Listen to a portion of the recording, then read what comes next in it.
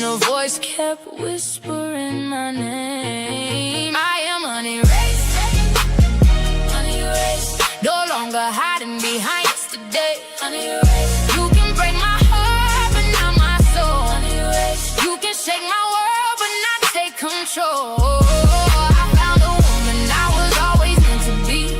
She was waiting underneath the pieces left of me. Hey, everybody. Welcome back to unErased with Trish Lacy. I'm so happy to be here with you guys for episode 2. I'm still a little bit nervous, but before we get started, I want to thank you guys for all of the incredible responses to our premiere episode. It was really great, and you just showing up means more than I can say. We are here to tell the truth about experiences that made us feel invisible and remind each other that none of us has to heal alone. So, if tonight is your first time joining us, welcome. You don't have to have read my books to understand tonight's story, although it would be great if you went out and bought it. If you don't have it yet, I'm going to give you all the context you need for tonight's conversation. So, last week we talked about what it means to feel erased. Tonight, I want to talk about how that happens. Because I didn't wake up one morning and suddenly realize I was gone. I disappeared gradually. And the woman living through it all didn't call it disappearing. She called it being a good wife. She called it protecting her family. She called it fighting for her marriage. She called it love. Tonight, I'm going to take you back to the time when I went from trusting my husband to questioning him, to questioning myself. And believe it or not, part of this story involves a grocery store receipt and a dozen eggs. So welcome to unErased. So I'm going to start off with this story. A receipt slipped out of my husband's wallet and it landed on our kitchen counter. I picked it up and there it was. The description read, General Merchandise, 12 count. General Merchandise, 12 count. I knew what that meant. At least I thought I did. Condoms. My heart started racing and I thought, this is it. I finally caught them. So guess what I did next? I called the grocery store. Y'all, I called the grocery store. I read the SKU to the woman who answered the phone and I waited until she looked it up.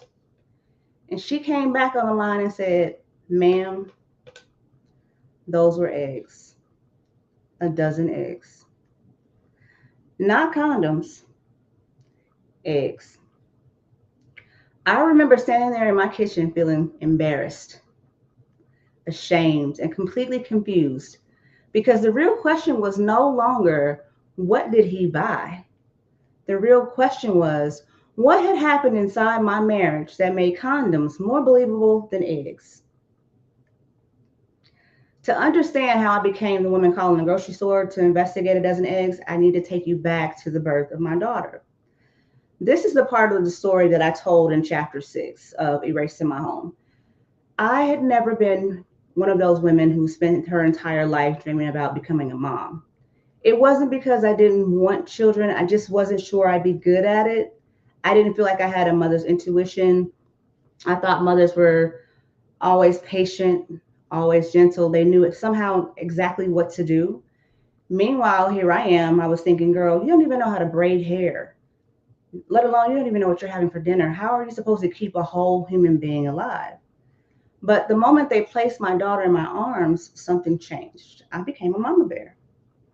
There wasn't a meeting that I went to. There was no orientation.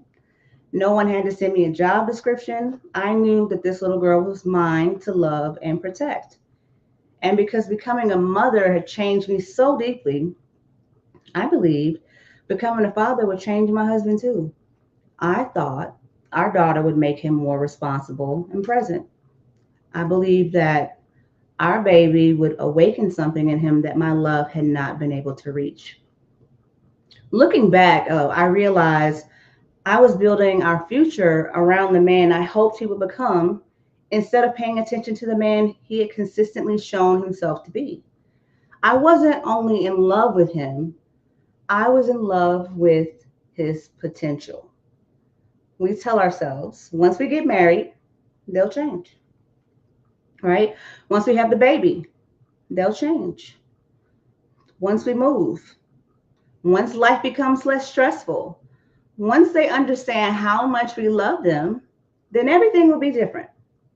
But circumstances don't create character, they reveal it. I know that now. I didn't know it then. And at the time, I was just a new mom trying to hold her family together. People often look at women like that who stay and ask, why didn't you just leave? Well, we rarely ask, what was she trying to save? I was trying to save my family, the family that I believe my daughter deserves. And have you ever loved someone for who you believe they would become? If you understand that, type potential in the comments for me. We don't always stay because we can't see anything wrong. Sometimes we stay because we've seen something good and we keep waiting for that good part to become the whole person. Potential, there it is. Hope can be beautiful, but hope becomes dangerous when we use it to explain away a consistent pattern.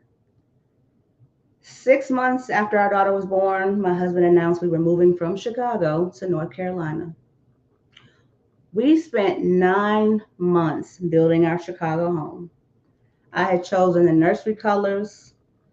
I picked out the Ralph Lauren paint on the walls, folded her tiny clothes and put them in the drawers. I imagined her crawling around on those floors, taking her first steps there. For me, the house represented stability. It represented my future. And he said we were moving. He called it a fresh start. Honestly, a fresh start sounded really great. It sounded good. I wanted to believe a new place might help us become a new version of ourselves. But sometimes we change the location while carrying the same problems with us. We move, we take a vacation, we buy the house, we renew the vows sometimes. Then we get there and discover that the problem packed a bag too. So I thought I was following my husband into our next chapter. I didn't understand that making life-changing decisions without having, I was making life-changing decisions without having life-changing information, if that makes sense. So that's one of the things deception takes from you, your ability to make an informed choice. So yes, I did choose to move, but I chose based on the version of the truth I had been given at the time. And when the truth finally came out, the full truth, I went back and questioned everything. Would I have moved if I had known? Would I have stayed? Would I have sacrificed so much? But betrayal doesn't only change your present, it can make you doubt your entire past. So we arrived in North Carolina with all of our boxes and stuff, a baby, and my belief that this was our fresh start. But something didn't feel right when we got there. I couldn't explain it and I couldn't prove it, but my body was reacting to something that my heart was not ready to accept. When his phone would buzz, I would tense. He would come home late and my mind would start trying to account for the missing time. An explanation would make sense, but when I asked another question, somehow my question became the problem. I was too suspicious, too emotional, too insecure. I was creating drama. I was looking for something. After hearing enough, I started wondering whether or not he was right. Maybe motherhood had made me anxious. Maybe I was exhausted. Maybe I was overreacting. Maybe I just needed to stop asking so many questions. Maybe I was the problem. That's how you start losing trust in yourself. It doesn't always start with someone saying you're crazy. Sometimes it happens through hundreds of smaller moments. Your experience is dismissed. You're treated like your questions are accusations. Your reaction becomes the problem. But your body says, pay attention. And the person you love, they say, there's nothing to see. Eventually, you begin choosing their voice over your own. And that is where the disappearance begins. Not only when someone lies to you, but when you begin using their lies to silence yourself. And because I no longer trusted his explanations or my own instincts, I decided I needed proof. So we're going to move to chapter 7 of my book, which is called The Unraveling. And in this chapter, it begins, I became a detective in my own life. And I did. I checked pockets. I studied receipts. I looked at timestamps. I watched his phone. I tried to piece together the parts of his life that did not make any sense to me at all. I believed the proof would give me my sanity back. If I could just find one undeniable piece of evidence, I could finally say, see, I knew I wasn't imagining this. But even when I searched and found nothing, I didn't feel any better. I felt relieved for a few minutes. Then the next unexplained call would come, late night or any strange explanation, and it would start that whole cycle all over again for me. That wasn't trust. That was hypervigilance. I wasn't living. I was monitoring. And then that receipt fell out of his wallet. General merchandise, 12 count. I thought I had finally caught him. And then the grocery store employee told me they were eggs. Y'all, I had called this woman's job, interrupted what she was doing, and asked her to investigate breakfast. I can laugh at the absurdity right now, but I hope she went home and said, you guys will not believe what kind of call I got today. I didn't laugh then. I felt ridiculous. And I didn't tell anyone about that call. Who was I going to tell that I did that to? So I kept that to myself. And because I've been wrong about the receipt, though, I started wondering whether I was wrong about everything. But these two statements are not the same. I misunderstood an item on a receipt, and I cannot trust myself. I made one mistake, and shame tried to turn it into a verdict about my entire character. That's one of the most disoriented parts about being gaslit. One incorrect detail can be used to dismiss an entire pattern. Suddenly, no one's talking about the secrecy, the late nights, or the shifting explanations. Now the conversation is about the date you forgot, the sentence you didn't repeat perfectly, or the emotional way you reacted. Your reaction becomes the focus. The behavior that caused everything disappears automatically. I was wrong about the eggs though, but I wasn't wrong about what was happening to me. Now, suspicion isn't proof. Anxiety isn't automatically fact. And I'm definitely not telling anyone to start checking pockets and calling grocery stores. Please don't have any grocery store employees blaming me for a sudden wave of SKU investigations for sure. But my reaction didn't develop in a vacuum. There was secrecy. There were inconsistencies. There was a pattern. And that receipt was not proof of an affair, but it was evidence that I no longer felt safe inside my marriage. That's fact. So sometimes we become so focused on proving what another person is doing that we overlook what the relationship is doing to us. The question isn't always, can I prove this person is lying? Sometimes the question is, why do I no longer feel emotionally safe here? In a healthy relationship, you should be able to express discomfort without being mocked or punished or dismissed or made to feel like you're unstable. The other person doesn't have to agree with every interpretation that you have, but your experience should still be treated with care.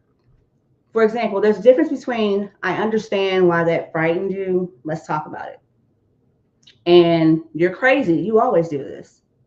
One response creates clarity, the other one creates confusion. And confusion had become the atmosphere inside my marriage. While I was searching for evidence of what he might be doing, I was missing something happening right in front of me. I was changing. I was becoming the expert on him. I knew his moods. I knew his tones. I watched how he handled his phone. I listened for his car. But if you asked me what I needed, I'm not sure I could have answered you. That's how I was disappearing. And disappearing didn't mean I stopped functioning. I still got up, took care of my daughter, went to work, I handled the house, I cooked, I cleaned, folded clothes. I did whatever needed to be done. From the outside, I was present. But disappearing looked more ordinary than people realize. It looked like checking his mood before deciding what kind of mood I was allowed to be in. It looked like rehearsing conversations or rehearsing a question because I didn't want my tone to become the reason we never discussed his answer. It looked like noticing something was wrong and then immediately arguing against my own instincts. It looked like making myself quieter, easier to deal with, less emotional.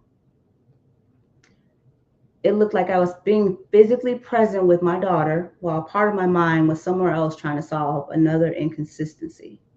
I was so focused on figuring out what he was doing that I stopped asking what it was doing to me. I still appeared in every room, but inside there was less and less room for me. I didn't call it self abandonment. I called it loyalty. I called it trying harder. I called it fighting for my family. I called it love. Eventually, there was nowhere left for all that fear, confusion, and pain to go. And one night, I sat on the bathroom floor of our North Carolina home with my back against the cabinet and my knees, my knees wrapped around my arms wrapped around my knees like this, and I cried so hard that I could barely recognize the sounds coming from me. I don't know if you've ever cried like that before, but I remember thinking, I have given everything to this marriage. What else am I supposed to give? And the truth was, I had already given away too much of myself. I had tried being more loving, more understanding, less suspicious, less emotional. I thought that if I could become the right kind of wife, he would finally become the husband that I needed. But you can't make a relationship safe by removing more and more of yourself from it. I want to take you to chapter 8, a passage in there that I kind of saved for you. It's called, the chapter is called Bare and Broken.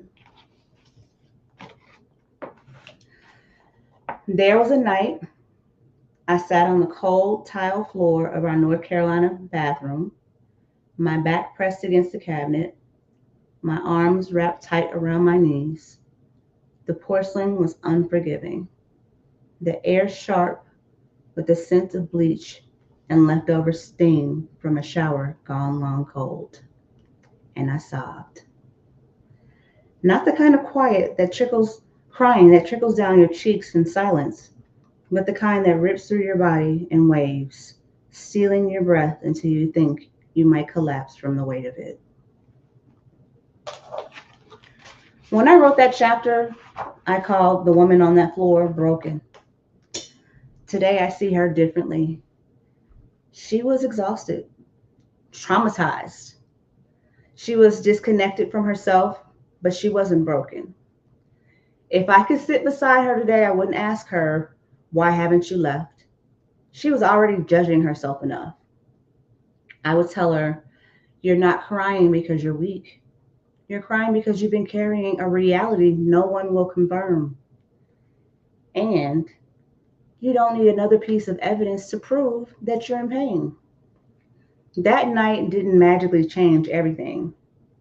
I didn't stand up, pack my bags, and walk into a new life. That's not how most awakenings happen. Sometimes you see the truth for 5 minutes and then fear sets back in, hope and love and responsibilities convince you to close your eyes again. But something had shifted in me. I was beginning to understand that this wasn't only about whether my husband was cheating. It was about who I was becoming while I was trying to find out. So maybe your story doesn't involve an affair or receipt or a grocery store, but you may understand what it feels like to become smaller just to keep something together. So I want to ask you a question. When did keeping the peace begin costing you your own peace? Maybe you became quieter. Maybe you stopped asking questions. Maybe you started managing someone else's emotions while ignoring your own. I did that a lot. You don't have to share the details. But if this feels familiar to you, you can simply say in the chat or to yourself, I'm finding my way back. I don't want you to judge the version of yourself who's trying to survive. You weren't foolish because you wanted to believe someone you loved. You weren't weak because you tried to hold your family together. Thank you for sharing that. Thank you for trusting us with that as well. You made decisions with the information, strength, resources, and support you had at the time. Sometimes we stay because we're trying to save more than a relationship. We're trying to save our family, our future, our children's security, the promises we made, the life we imagined, right? And when that relationship ends, we don't only grieve the person, we grieve the future we believe we were going to have. That grief is real. So this week, ask yourself privately, what part of me have I neglected while trying to manage someone else? Choose one small way to reconnect with that part of yourself. Call that old friend. Open the journal. Play the music. Return to the dream. Say no without explaining yourself for 20 minutes. Do one thing that reminds you, I still belong to myself. You still belong to you. Now, let me tell you what happened the day after the egg receipt. I know you want to know, so I'm going to tell you. I went to bed embarrassed and confused. And part of me thought I had allowed my suspicions to take over. And maybe I was really searching for something that wasn't there. That's really what I was thinking. But the next afternoon, my husband was downstairs in the kitchen using his phone. I was upstairs using the iPad, and then it buzzed. One notification appeared, then another one, and then another one. His phone had synced with the iPad. Messages began appearing on the screen, and the first one was from one of his coworkers. It said, "Stop cheating with Natalie. You have a family. You're better than this." Then a voice message came through from Natalie. I pressed play. I heard her laugh. And then I heard her call my husband Poppy. I remember staring at that screen as the room seemed to shift around me. The day before, I called a grocery store looking for proof and I found eggs. Now I wasn't searching at all, and the truth had found me. I walked downstairs holding the iPad. My husband looked up at me and I asked, "Are you cheating on me?" What happened next changed my life. But that's where I'm going to stop tonight. Next Sunday, I'll tell you how he responded. I'll tell you about the number saved under a fake name. And I'll tell you what happened when the man who had denied everything could no longer outrun the truth. Until then, remember, getting one detail wrong does not mean you're wrong about everything you're experiencing. You deserve relationships that don't require you to become a detective to feel safe. You deserve to trust your instincts, and most of all, you deserve to trust yourself. Thank you for trusting me with your hearts tonight. Keep healing, keep becoming, and remember, you were never erased. Until next time, good night, my friends.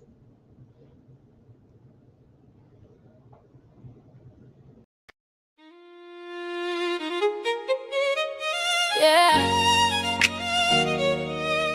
I came back different. They counted me out. Now count it up. I learned how to smile with tears in my eyes. Built a whole world around beautiful lies.